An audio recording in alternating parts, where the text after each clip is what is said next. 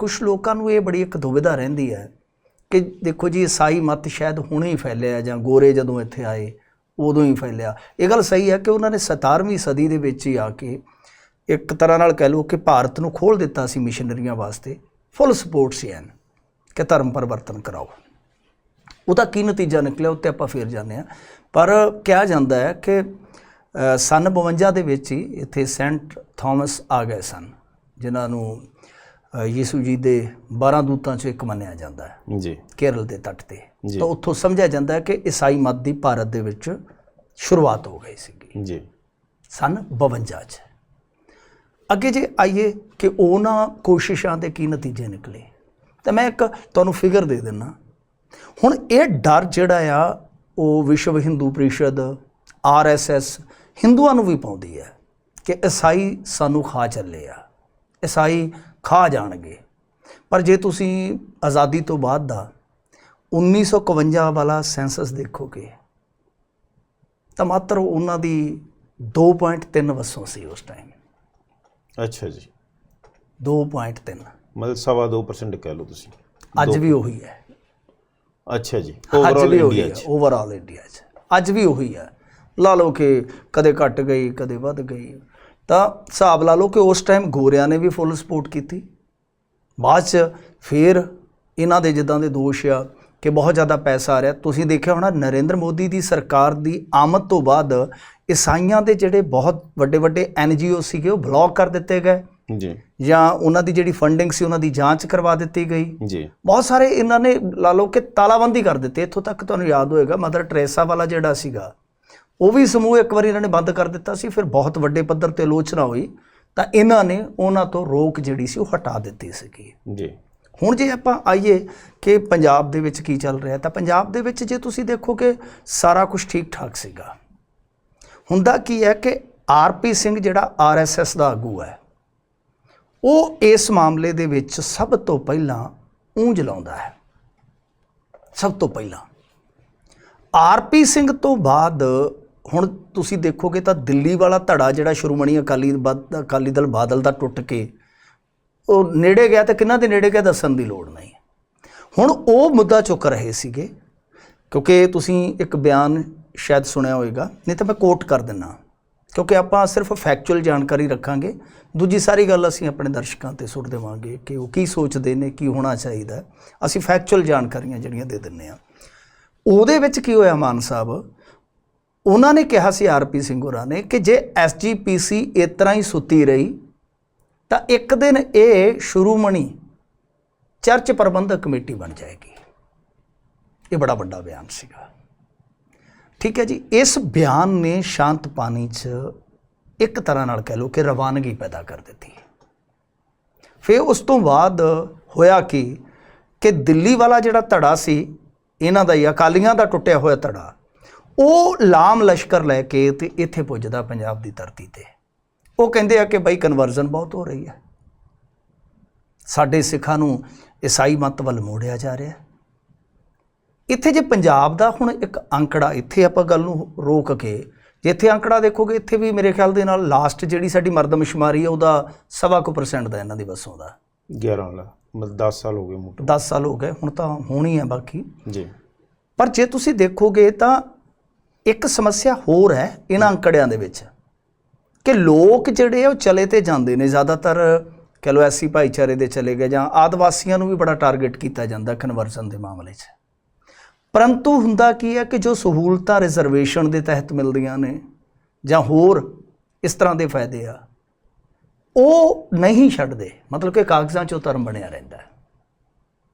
ਇਹਦੇ ਵਾਸਤੇ supreme court 'ਚ ਅਲੱਗ ਤੋਂ ਇੱਕ ਪਟੀਸ਼ਨ ਪਈ ਗਈ ਹੈ ਕਿ ਜਿਹੜੇ ਈਸਾਈ ਧਰਮ 'ਚ ਚਲੇ ਗਏ ਉਹਨਾਂ ਨੂੰ ਉਸ ਧਰਮ ਦੇ ਵਿੱਚ ਰਹਿੰਦਿਆਂ ਵੀ ਉਹ ਫਾਇਦੇ ਹੋਣੇ ਚਾਹੀਦੇ ਆ। ਉਹਦੇ 'ਤੇ ਹੁਣ ਕੀ ਫੈਸਲਾ ਹੁੰਦਾ ਉਹ ਬਾਅਦ ਦੀ ਗੱਲ ਹੈ। ਅੱਛਾ ਚਲੋ ਪੰਜਾਬ ਦੇ ਵਿੱਚ ਇਹ ਕੰਮ ਛਿੜ ਪਿਆ ਕਿ ਹਾਂਜੀ ਈਸਾਈ ਇੱਦਾਂ ਕਰ ਰਹੇ ਈਸਾਈ ਇੱਦਾਂ ਕਰ ਰਹੇ ਆ। ਅੱਛਾ ਉਸ ਤੋਂ ਪਹਿਲਾਂ ਕਿਸੇ ਨੂੰ ਕੋਈ ਚਿੱਤ ਖਿਆਲ ਨਹੀਂ ਸੀ ਉਹ ਕੀ ਕਰ ਰਹੇ ਸੀ। ਹੁਣ ਉਹਨਾਂ ਦੀਆਂ ਕਹਾਣੀਆਂ ਤੁਹਾਡੇ ਸਭ ਦੇ ਸਾਹਮਣੇ ਵੀਡੀਓ ਕਿੰਨੀਆਂ ਆ ਰਹੀਆਂ। ਹੁਣ ਜਿਹੜੇ ਕੁਛ ਲੋਕ ਗਏ ਸੀਗੇ ਉਹਨਾਂ ਦੀ ਘਰ ਵਾਪਸੀ ਕਰਵਾ ਰਹੇ। ਹੁਣ ਇੱਥੋਂ ਵਾਲੀ ਕਮੇਟੀ ਵੀ ਲੱਗੀ ਆ, ਦਿੱਲੀ ਵਾਲੀ ਕਮੇਟੀ ਵੀ ਲੱਗੀ, ਮਤਲਬ ਕਿ ਜਿੱਦ ਕੇ ਲੱਗ ਗਏ। ਤਾਂ ਜਦੋਂ ਦਿੱਲੀ ਵਾਲੀ ਕਮੇਟੀ ਪੰਜਾਬ ਦੀ ਧਰਤੀ ਤੇ ਆਉਂਦੀ ਆ, ਨਾਲ ਦੀ ਨਾਲ ਜਥੇਦਾਰ ਜੀ ਬਿਆਨ ਦਾਗਣੇ ਸਟਾਰਟ ਕਰ ਦਿੰਦੇ ਆ।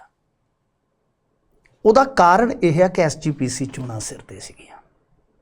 ਹੁਣ ਤੁਸੀਂ ਦਿੱਲੀ ਕਮੇਟੀ ਨੂੰ ਇਹ ਨਹੀਂ ਕਹਿ ਸਕਦੇ ਕਿ ਹਾਂਜੀ ਹਾਂਜੀ ਅਸੀਂ ਤੁਹਾਨੂੰ ਪ੍ਰਚਾਰ ਨਹੀਂ ਕਰਨ ਦੇਣਾ। ਇਹ ਗਾਏ ਬਗਾਏ ਕਹਿੰਦੇ ਤਾਂ ਹੈਗੇ ਆ ਜੀ, ਇਹ ਫਲਾਣਿਆਂ ਦੇ ਬੰਦੇ ਫਲਾਣਿਆਂ ਦੇ ਆਖੇ ਐ ਕਰ ਰਹੇ ਆ, ਉਹ ਕਰ ਰਹੇ ਆ, ਖੁੱਲ ਕੇ ਵਿਰੋਧਤਾ ਨਹੀਂ। ਆਪਣੇ ਬਗਾਨੇ ਦਾ ਟਰਮ ਯੂਜ਼ ਕਰਦੇ ਸ਼ਾਇਦ, ਹਾਂਜੀ ਬਾਹਰ ਲੈ ਆ ਗਏ ਵਗੈਰਾ ਵਗੈਰਾ, ਏਜੰਸੀਆਂ ਦੇ ਮਾੜੇ ਮੋਟੇ ਸ਼ਬਦ ਇੱਧਰ ਥੋੜੇ ਜਿਹੇ ਨਾ ਚਲਾਕੀ ਜੀ ਨਾਲ ਗੁੰਨ ਕੇ ਤੇ ਉਹ ਇੱਧਰ ਉੱਧਰ ਲਾ ਦਿੰਦੇ ਨੇ।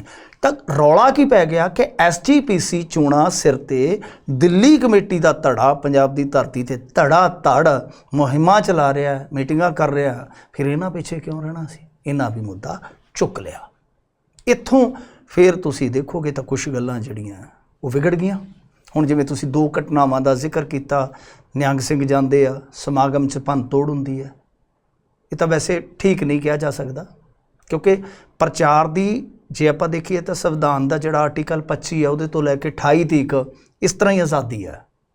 ਵੈਸੇ ਇਸ ਦੇਸ਼ ਦੇ ਸੰਵਿਧਾਨ ਦਾ ਇੱਕ ਹੋਰ ਖਾਸਾ ਹੈ, 46ਵੀਂ ਸੋਧ ਦੇ ਵਿੱਚ ਇਹ ਕਿਹਾ ਗਿਆ ਸੀਗਾ ਕਿ ਪੰਥ ਨਿਰਪੱਖ ਵੀ ਹੈ। ਪੰਥ ਨਿਰਪੱਖ ਤੋਂ ਭਾਵ ਕੀ ਹੈ ਕਿ ਇਹ ਨਿਊਟਰਲ ਰਹੇਗਾ, ਕਿਸੇ ਵੀ ਪੰਥ ਦੇ ਵੱਲ ਝੁਕਾਵਦੀ ਨਹੀਂ ਹੋਏਗਾ। ਈਵਨ ਦੋ ਕਿ ਜੇ ਕੋਈ ਨਾਸਤਕ ਹੈ ਤਾਂ ਉਹਨੂੰ ਇਸ ਆਧਾਰ ਤੇ ਵਿਤਕਰਾ ਨਹੀਂ ਕੀਤਾ ਜਾ ਸਕਦਾ ਕਿ ਇਹ ਨਾਸਤਕ ਹੈ। 46ਵੀਂ ਸੋਧ ਇਹ ਵਿੱਚ ਪਈ ਹੋਈ ਹੈ ਸੰਵਿਧਾਨ ਦੇ। ਤਾਂ ਕਹਿਣ ਦਾ ਮਤਲਬ ਇਹ ਹੈ ਕਿ ਇੱਥੋਂ ਇਹ ਕਹਾਣੀ ਵਿਗੜਨੀ ਸਟਾਰਟ ਹੁੰਦੀ ਹੈ। ਫਿਰ ਦੂਜੀ ਵੱਡੀ ਘਟਨਾ ਇਹ ਵਾਪਰ ਗਈ ਕਿ ਬੰਦੇ ਆਉਂਦੇ ਨੇ 4, ਗਾਰਡ ਨੂੰ ਬੰਦੀ ਬਣਾ ਕੇ ਅੰਦਰ ਜਾਂਦੇ ਨੇ, ਫਿਰ ਉਸ ਤੋਂ ਬਾਅਦ ਉਹ ਬੇਅਦਬੀ ਕਰਦੇ ਆ, ਉਸ ਤੋਂ ਬਾਅਦ ਉਹ ਫਿਰ ਹਿੰਸਾ ਵੀ ਕਰਦੇ ਆ, ਮਤਲਬ ਕਿ ਅੱਗਜ਼ਨੀ ਕਰ ਦਿੰਦੇ ਨੇ, ਕਾਰ ਸਾੜ ਦਿੰਦੇ ਨੇ। ਹੁਣ ਪੰਜਾਬ ਸਰਕਾਰ ਹਰਕਤ ਦੇ ਵਿੱਚ ਆ, ਪਰ ਇਹਨਾਂ ਨੂੰ ਪਹਿਲਾਂ ਇਸ ਸਥਿਤੀ ਨੂੰ ਭਾਸ ਲੈਣਾ ਚਾਹੀਦਾ ਸੀਗਾ ਕਿ ਮਸਲਾ ਕਿੱਧਰ ਨੂੰ ਤੁਰਿਆ ਜਾ ਰਿਹਾ। ਇੱਕ ਵਾਰੀ ਫੇਰ ਆਪਾਂ ਦੇਖੀਏ ਤਾਂ ਇਹਨਾਂ ਨੇ ਸਥਿਤੀ ਦਾ ਅੰਦਾਜ਼ਾ ਨਹੀਂ ਲਾਇਆ ਕਿ ਜਥੇਦਾਰ ਬੜੇ ਤੱਤੇ ਬਿਆਨ ਦੇ ਰਹੇ ਸੀਗੇ, ਪੂਰੇ ਵਿੰਨ ਕੇ ਬਿਆਨ ਦੇ ਰਹੇ ਸੀ। ਉਹਨਾਂ ਦੀ ਮਜਬੂਰੀ ਹੈ, ਮੈਂ ਤੁਹਾਨੂੰ ਦੱਸ ਦਿੱਤਾ ਹੈ ਕਿ SGPC ਚੋਣ ਇਹਦੇ 'ਚ ਬਹੁਤ ਵੱਡਾ ਇੱਕ ਫੈਕਟਰ ਹੈ, ਕਿਉਂਕਿ ਬਾਦਲ ਇਹ ਚਾਹੁੰਦੇ ਨਹੀਂ ਹੈ ਕਿ SGPC ਦੀ ਸੰਚਾਲਕ ਸ਼ਕਤੀ ਜਿਹੜੀ ਹੈ ਉਹ ਕੋਈ ਦੂਸਰਾ ਲੈ ਜਾਵੇ, ਕਿਉਂਕਿ ਉਸ ਤੋਂ ਬਾਅਦ ਫਿਰ ਫਿਨਿਸ਼ ਹੈ ਕੰਮ, ਕੁਝ ਬਚਣਾ ਹੀ ਨਹੀਂ, ਫਿਰ ਕੁਝ ਵੀ ਨਹੀਂ ਬਚੇਗਾ। ਸੋ ਲਾਸਟ ਲੜਾਈ ਜਿਹੜੀ ਹੈ ਨਾ, ਲਾਸਟ ਬੈਟਲ ਕਹਿ ਲਈਏ ਪੰਥਕ ਰਾਜਨੀਤੀ 'ਚ, ਉਹ ਹੋ ਰਿਹਾ ਹੈ। ਤਾਂ ਉਹਦਾ ਹੁਣ ਮੈਂ ਜਿਵੇਂ ਤੁਹਾਨੂੰ ਕਿਹਾ ਕਿ RP ਸਿੰਘ ਤੋਂ ਸ਼ੁਰੂ ਹੁੰਦੀ ਹੈ ਗੱਲ। RSS ਨੇ ਵੈਸੇ ਵੀ ਜੇ ਤੁਸੀਂ ਦੇਖੋਗੇ 2014 ਤੋਂ ਬਾਅਦ ਪੂਰਾ ਨਿਸ਼ਾਨਾ ਬਣਾਇਆ। ਵੈਸੇ ਤਾਂ ਇਹਨਾਂ ਨੇ ਉਹ ਸਟੇਨਸ ਮਾਰਿਆ ਸੀ, ਇਹਨਾਂ ਦੇ ਦਾਰਾ ਸਿੰਘ ਨੇ, ਯਾਦ ਹੋਣਾ ਤੁਹਾਨੂੰ, ਪਾਦਰੀ ਮਾਰ ਦਿੱਤਾ ਸੀ, ਬੱਚੇ ਸਾੜ ਦਿੱਤੇ ਸੀਗੇ। ਉਹਨੂੰ ਫਿਰ ਜਿਹਨੇ ਕਢਾਇਆ ਜੇਲ੍ਹ ਦੇ ਵਿੱਚੋਂ, ਉਸ ਜੱਜ ਨੂੰ ਵੀ ਤਰੱਕੀ ਦੇ ਕੇ ਇਹਨਾਂ ਨੇ ਗਾਂ ਫਿਰ ਰਿਟਾਇਰਮੈਂਟ ਤੋਂ ਬਾਅਦ ਰਾਜਪਾਲ ਤੱਕ ਪਹੁੰਚਾ ਦਿੱਤਾ ਸੀਗਾ। ਬੜਾ ਕੁਛ ਆ, ਮਾਜੀ ਦੇ ਪੰਨਿਆਂ ਦੇ ਵਿੱਚ ਬਹੁਤ ਕੁਛ ਲੁਕਿਆ ਹੁੰਦਾ ਹੈ, ਬੀਤੇ ਦੇ ਪੱਲੇ ਦੇ ਵਿੱਚ ਬਹੁਤ ਕੁਛ ਵੱਜਾ ਹੁੰਦਾ ਹੈ। ਪਰ ਜੋ ਵਰਤਮਾਨ 'ਚ ਪੰਜਾਬ ਦੀ ਧਰਤੀ ਤੇ ਇਹ ਵਾਪਰ ਰਿਹਾ ਹੈ ਬਹੁਤ ਖਤਰਨਾਕ ਹੈ, ਕਿਉਂਕਿ ਤੁਸੀਂ ਇੱਕ ਚੀਜ਼ ਦੇਖੋ ਕਿ ਤੁਸੀਂ RSS ਵਾਲੀ ਹੀ ਜਿਹੜੀ ਮਨਸ਼ਾ ਹੈ ਨਾ, ਉਹਨੂੰ ਸਪੋਰਟ ਕਰ ਰਹੇ ਹੋ। ਦੂਸਰਾ ਇਹ ਆ ਕਿ ਬਈ ਮੈਂ ਨਹੀਂ ਕਹਿੰਦਾ ਕਿ ਉਹਨਾਂ ਦੀਆਂ ਕੁਝ ਚੀਜ਼ਾਂ ਬਹੁਤ ਗਲਤ ਨੇ। ਹੁਣ ਜਿਵੇਂ ਮੈਂ 2-3 ਬਾਈਟ ਦੇਖੀਆਂ ਮਾਨ ਸਾਹਿਬ, ਇੱਕ ਬੀਬੀ ਕਹਿ ਰਹੀ ਕਿ ਸਾਡਾ ਬੱਚਾ ਬਿਮਾਰ ਸੀਗਾ, ਕਿਡਨੀ ਉਹਦੀ ਉਹ ਸੀਗੀ ਡੈਮੇਜ, ਹੋ ਸਕਦਾ ਦੋਨੇ ਹੋਣ, ਕਹਿੰਦੇ ਲੁਧਿਆਣੇ ਲੈ ਕੇ ਬੱਚਾ ਮਰ ਗਿਆ। ਇਹ ਸਾਨੂੰ ਕਹਿ ਰਹੇ ਸੀਗੇ ਕਿ ਤੁਸੀਂ ਉਹਦੀ ਡੈਡ ਬੋਡੀ ਦੇ ਦਿਓ, ਅਸੀਂ ਜਿੰਦਾ ਕਰ ਦਿਆਂਗੇ। ਇਹ ਕੀ ਆ ਬਈ? ਫਿਰ ਇੱਕ ਬੀਬੀ ਜਿਹੜੀ ਹੈ, ਗਰੀਬ ਬੀਬੀਆਂ ਮੈਂ ਸੁਣ ਰਿਹਾ ਸੀਗਾ, ਉਹ ਕਹਿ ਰਹੀਆਂ ਸੀਗੀਆਂ, ਉਹਨਾਂ 'ਚੋਂ ਇੱਕ ਜਾਣੀ ਕਹਿ ਰਹੀ ਸੀਗੀ ਕਿ ਬਈ ਦੇਖੋ ਮੈਨੂੰ ਬੁਖਾਰ ਚੜ੍ਹਦਾ ਸੀਗਾ, ਇਹ ਕਹਿੰਦੇ ਸੀ ਬੁਖਾਰ ਤੋਂ ਆਰਾਮ ਆ ਜਾਏਗਾ, ਪਰ ਮੇਰਾ ਬੁਖਾਰ ਦਾ ਆਰਾਮ ਨਹੀਂ ਆਇਆ। ਹੁਣ ਬਿਮਾਰ ਬੰਦੇ ਨੂੰ, ਲਾਚਾਰ ਬੰਦੇ ਨੂੰ ਤੁਸੀਂ ਇੱਦਾਂ ਇਸ ਤਰੀਕੇ ਦੇ ਨਾਲ ਅੰਧ ਵਿਸ਼ਵਾਸ 'ਚ ਪਾ ਕੇ ਲੈ ਰਹੇ ਹੋ ਯਾਰ, ਇਹ ਬਹੁਤ ਗਲਤ ਤਰੀਕਾ ਹੈ। ਇਹ ਕਨਵਰਜ਼ਨ ਦਾ ਤਰੀਕਾ ਸਹੀ ਨਹੀਂ ਹੈ। ਹਾਂ, ਈਜ਼ੀ ਟਾਰਗੇਟ ਮਤਲਬ ਤੁਸੀਂ ਜਿਹਨੂੰ ਪਰ ਇਹਦੇ 'ਚ ਸਾਨੂੰ ਡਾਂਗਾ ਸੋਟੇ ਚੁੱਕਣ ਦੀ ਲੋੜ ਹੀ ਨਹੀਂ ਮਾਨ ਸਾਹਿਬ। ਮੈਂ ਇੱਕ ਅੱਧ ਪੜਿਆ ਜਿਹਾ ਬੰਦਾ ਇਸ ਐਂਗਲ ਤੋਂ ਸੋਚਦਾ ਕਿ ਤੁਹਾਡੇ ਕੋਲ ਹਾਲੇ ਵੀ ਸਿੱਖਾਂ ਕੋਲ ਪੰਜਾਬ ਦੇ ਵਿੱਚ ਤੇ ਸ਼ਕਤੀ ਹੈਗੀ ਆ ਨਾ, ਪਾਵਰ ਹੈਗੀ ਆ ਨਾ, ਚੁੱਪ ਕਰਕੇ ਅੰਧ ਵਿਸ਼ਵਾਸ ਵਿਰੋਧੀ ਕਾਨੂੰਨ ਬਣਾ ਦਿਓ। ਜਾਣਾ ਕੀ ਆ, ਲਾਗੂ ਕਰ ਦਿਓ, ਸਗੋਂ ਵਧੀਆ। ਪਰ ਉਹਦੇ 'ਚ ਸਾਰੇ ਧਰਮ ਹੀ ਕਰ ਲਓ ਕਿ ਕੋਈ ਵੀ ਧਰਮ ਜਿਹੜਾ, ਵੈਸੇ ਸਿੱਖ ਧਰਮ ਦੀ ਖਾਸੀਅਤ ਹੈ ਤਲਵਾਰ ਦੇ ਜ਼ੋਰ 'ਤੇ ਕਿਸੇ ਨੂੰ ਆਪਣੇ ਧਰਮ 'ਚ ਨਹੀਂ ਲਿਆਉਂਦੇ। ਲੋਕ ਆਪਣੇ ਆਪ ਹੀ ਆ ਜਾਂਦੇ ਆ ਮਹਾਨ ਸਿੱਖਿਆਵਾਂ ਨੂੰ ਵੇਖ ਕੇ, ਸਿਧਾਂਤਾਂ ਨੂੰ ਵੇਖ ਕੇ। ਗੋਰੇ ਵੀ ਆਉਂਦੇ ਆ, ਇਸ ਲਈ ਤਾਂ ਗੋਰੇ ਆਉਂਦੇ ਆ, ਆਪਾਂ ਦੇਖਦੇ ਹਾਂ ਅਫਰੀਕਨ ਮੂਲ ਦੇ ਵੀ ਕੁਝ ਲੋਕ ਆਉਂਦੇ ਆ, ਹੋਰ ਵੀ ਆਉਂਦੇ ਨੇ ਜੀ। ਸੋ ਸਿੱਖੀਜ਼ਮ ਦੇ ਵਿੱਚ ਇਸ ਤਰ੍ਹਾਂ ਦੀ ਕੋਈ ਧਾਰਨਾ ਨਹੀਂ ਹੈਗੀ ਕਿ ਕਿਸੇ ਨੂੰ ਤਲਵਾਰ ਦੇ ਬਲ ਤੇ ਤੁਸੀਂ ਸਿੱਖ ਬਣਾਉਣਾ ਹੈ, ਨਹੀਂ। ਪਰ ਜਦੋਂ ਇਹਨਾਂ ਦੇ ਬੰਦੇ ਨੂੰ ਇਸ ਤਰੀਕੇ ਨਾਲ ਤੁਸੀਂ ਲਿਜਾ ਰਹੇ ਹੋ ਤਾਂ ਇਹ ਵੀ ਸਹੀ ਨਹੀਂ ਹੈ। ਪਰ ਉਹ ਮੈਂ ਕਹਿੰਦਾ ਕਿ ਕਾਨੂੰਨ ਬਣਾ ਲਓ ਯਾਰ, ਕਿੱਡੀ ਕੁ ਵੱਡੀ ਗੱਲ ਹੈ। ਅੰਧ ਵਿਸ਼ਵਾਸ ਵਿਰੋਧੀ ਕਾਨੂੰਨ ਬਣਾ ਲਓ ਇੱਥੇ ਕਿ ਜੇ ਕੋਈ ਉਹਦੇ ਤਹਿਤ ਕਨਵਰਜਨ ਕਰੇਗਾ ਭਾਈ, ਅਸੀਂ ਉਹਨੂੰ ਫੜ ਕੇ ਜੇਲ੍ਹ 'ਚ ਸੁੱਟਾਂਗੇ। ਆਪੇ ਬੰਦ ਹੋ ਜਾਊਗਾ ਸਾਰਾ ਕੁਝ ਜਿਹੜਾ ਚੱਲਦਾ ਪਿਆ। ਸਾਇੰਟੀਫਿਕ ਤਰੀਕੇ ਦੇ ਨਾਲ ਚੈਲੰਜ ਕਰੋ। ਮੈਂ ਇੱਕ ਚੀਜ਼ ਦੇਖਦਾ ਕਿ ਅੱਜ ਦੇ ਦੌਰ ਦੇ ਵਿੱਚ ਸਾਡੇ ਪ੍ਰਚਾਰਕ ਜਾਂ ਧਰਮ ਦੇ ਪੈਰੋਕਾਰ ਉਹ ਕਿਸ ਰਸਤੇ ਤੇ ਤੁਰ ਰਹੇ ਆ। ਸਾਰੇ ਧਰਮਾਂ ਦੀ ਗੱਲ ਕਰ ਰਿਹਾ ਮੈਂ, ਕਿਸੇ ਧਰਮ ਵਿਸ਼ੇਸ਼ ਦੀ ਨਹੀਂ। ਗੱਲ ਗੱਲ ਤੇ ਡਾਂਗ, ਗੱਲ ਗੱਲ ਤੇ ਤਲਵਾਰ, ਗੱਲ ਗੱਲ ਤੇ ਸਾਰੀ ਹਿੰਸਾ। ਕਦੇ ਮਹਾਨ ਲੋਕਾਂ ਦੀ ਮਹਾਨਤਾ ਦੇਖੋ।